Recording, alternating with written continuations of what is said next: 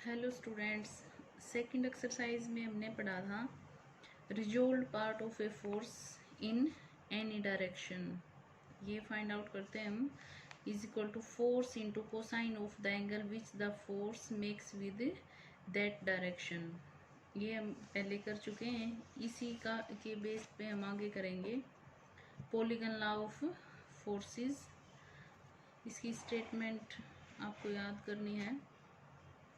If any number of forces acting at a point be represented in magnitude and direction by the sides of a polygon taken in order, the forces will be an equilibrium। इसमें triangle का case हम कर चुके हैं। Polygon में होता है जैसे ट्रायंगल, स्क्वायर, मतलब जिसमें ये क्लोज्ड फिगर होती है और इसकी सारी साइड्स इक्वल होती हैं, जैसे स्क्वायर, पेंटागन, हेक्सागन। अगर फोर्सेस को हम किसी पॉलीगन की साइड्स के रूप में प्रेजेंट कर सकें तो ऐसे केस में फोर्सेस इक्विलिब्रियम में हो जाते हैं। इसकी स्टेटमेंट आपको याद रखनी है। नेक्स्ट है थ्योरम ऑफ रिजोल्व्ड पार्ट्स।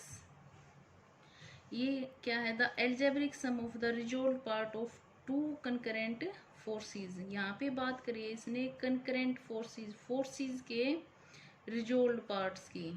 उसके बाद सेकंड केस में ये बात कर रहा है रिजल्टेंट के रिजोल्व्ड पार्ट्स की बात।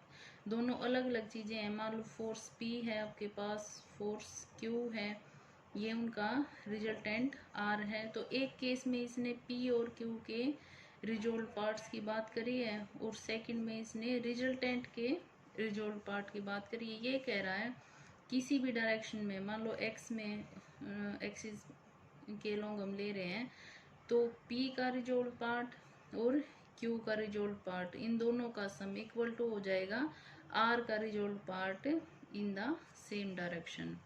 ये है theorem of resolve parts.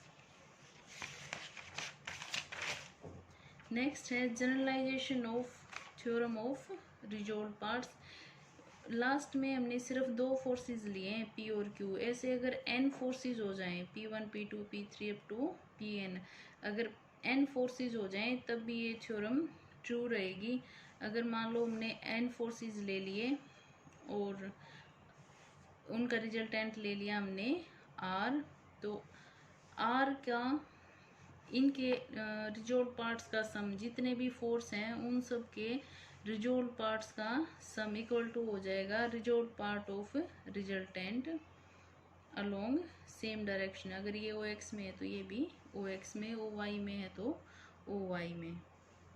Next है resultant of any number of concurrent and coplanar forces.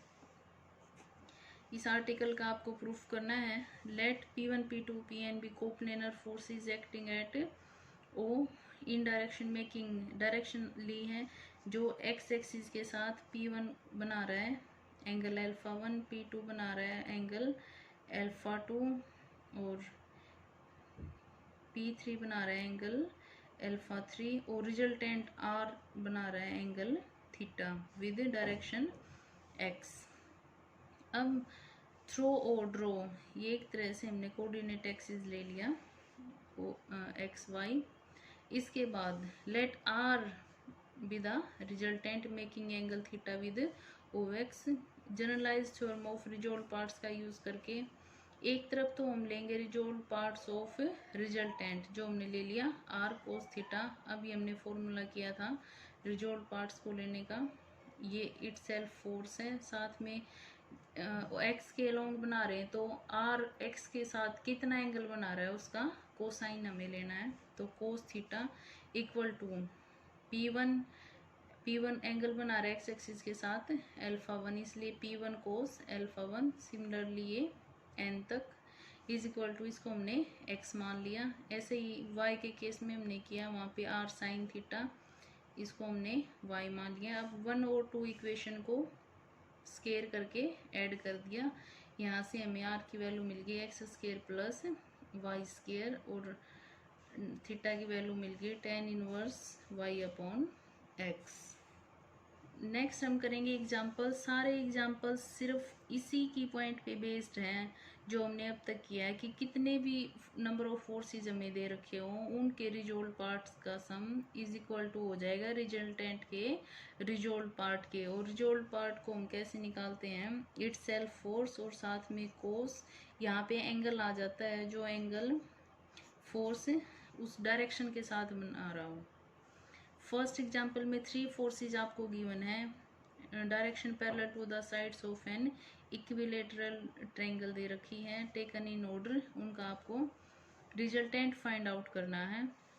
Equilateral triangle है तो सारे एंगल 60 डिग्री हो जाएंगे, प्लेन की फॉर्म में लेंगे तो ये एंगल्स 120 डिग्री हो गए।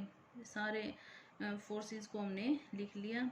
अब हमने इनका रिजल्टेंट माना आर, जो इसके साथ कितना एंगल बना रहा है, थीटा एंगल ओ एल के साथ।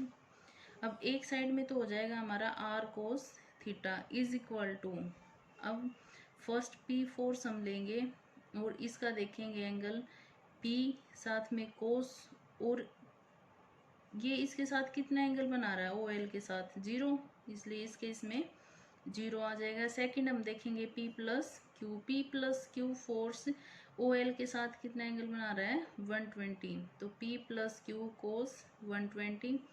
नेक्स्ट देखेंगे पी माइनस क्यू कितना बना रहा है 240 एंगल, तो पी माइनस क्यू के साथ कोस 240 आ जाएगा। देखो ऐसे ही यहाँ पे लिखा हुआ है, पी के केस में 0 डिग्री, पी प्लस क्यू में कोस 120, पी माइनस क्यू में कोस 240। इसकी वैल्यू हमने फाइंड आउट करी जो आ रही है 0। सिमिलरली सेकंड केस में जब वाई एक्सिस के लॉन्ग हम लेंगे तो आर कोस थीटा हो जाएगा, कोस की जगह साइन आ जाएगा। ये हमने सोल्व किया है √3Q। अब वही दोनों को स्केयर करके ऐड कर दिया तो वैल्यू आपकी आ रही है R is equal to √3Q, और इसको डिवाइड कर देंगे तो वहाँ से थीटा की वैल्यू आ जाएगी 90 डिग्री। अब हम कर रहे हैं सेकंड एग्जांपल। सेकंड एग्जांपल भी ऐसे ही है, इसमें आपको एंगल्स की वैल्यू गिवन नहीं है तो आप उनको नेम दे सकते हो ए बी सी।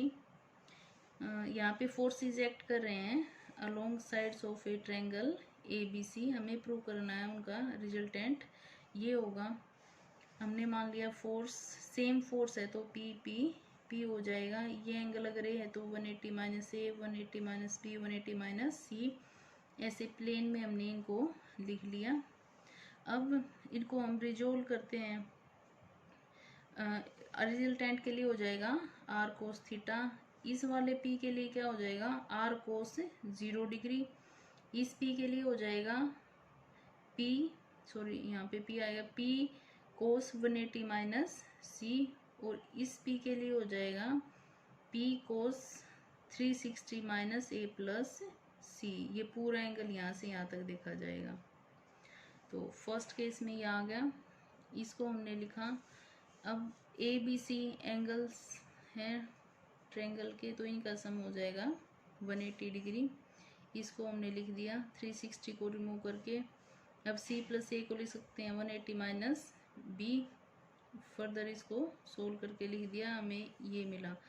यहाँ पे कोस की जगह साइन रिप्लेस कर दिया, सोल्व करने के बाद ये मिल रहा है।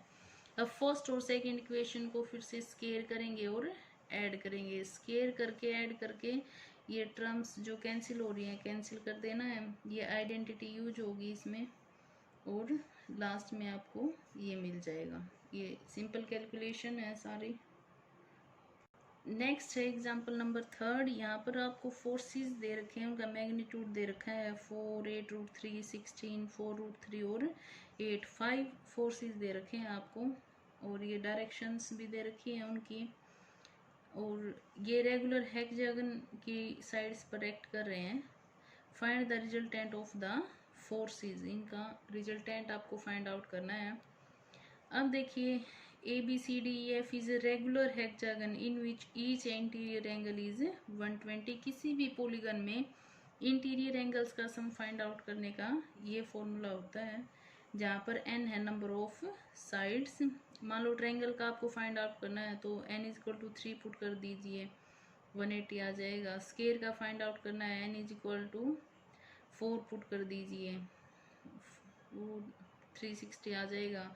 हेक्सागन का फाइंड आउट करना है तो n इक्वल टू 6 पुट करेंगे। इंटीरियर एंगल्स का सम आ गया 720।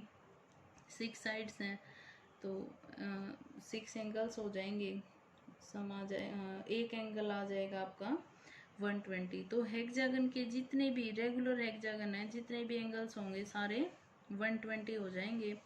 अब हमें अपने फोर्सेस को देखना है। लाइंस, एक फोर्स है आपका first A B, A C, A D, A E और ए एफ हेक्सागन की फॉर्म हमें बनानी है। अब इनको हमने जिस तरह से लिया है, ये एंगल 30 डिग्री हो जाएगा, इक्वल पार्ट्स में डिवाइड करेंगे, ये 60, ये 90, ये 120। यहाँ पे एंगल्स मेन है। नेक्स्ट अब हम पार्ट्स को रिजोल्व करेंगे। First R cos theta resultant. अब इसको रिजोल्व किया तो ये है 4 कोस 0 हो जाएगा। इसको रिजोल्व करेंगे तो 8√3 कोस 30 डिग्री हो जाएगा। रिजोल्विंग का फॉर्मूला आपको ध्यान रखना है डायरेक्शन के अकॉर्डिंग।